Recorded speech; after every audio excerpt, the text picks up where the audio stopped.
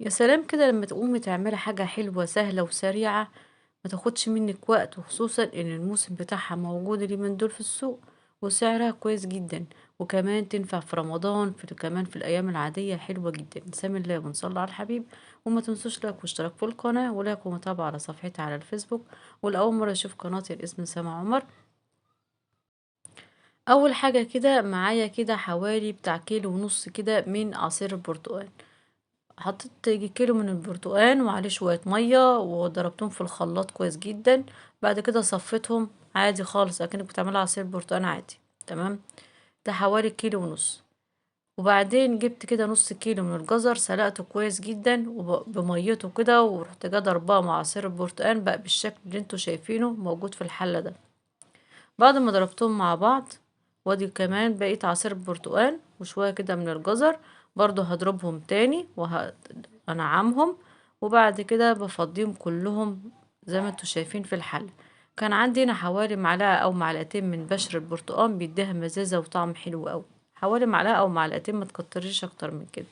ادي البرتقال بالجزر اللي هو موجود في الحل. السكر بقى زي ما انا قلت السكر بقى يعني ملوش مقدار او لوش معيار، يعني عايزة تحط كتير تحط شوية، شوف انت بقى السكر هتحبيه ازاي مسكر او سكره خفيف. تمام. حطيت كده كمان حوالي يجي 7 معالق من النشا بالشكل ده. ادي 4 معالق وادي كمان 5 6. هنحط كمان ادي 7 معالق من النشا كل حاجة على البارد كده. وهقلبهم كده تقليبتين كده حلوين لحد ما ادوب كل حاجة السكر بالنشا مع الخليط بتاع البرتقال بالجزر. تمام كده. بعد ما ادوبهم كلهم كده على البارد برفعهم كده على النار. اول ما تبدأ تقلب بس طبعا لازم أن تكون ايدك على طول بتقلب شغالة ما توقفيش ايديكي تقلبي كده علشان ما يحصلش تكتلات في حاجات وحاجات تانية تبص تلاقيها لسه خفيفة. يبقى كله سمك واحد فده انك تقلبي كده وهو على النار. اول ما تبدأ يغلي معانا ويتقل بترفعيه بقى من على النار وتشيليه وتبدأ بقى تصبيه في البولات بتاعتك او الكاسات. شوف انت هتحطيه في ايه. كده الخليط بتاعنا او المهلبية البرتقال بالجزر جاهزة معانا.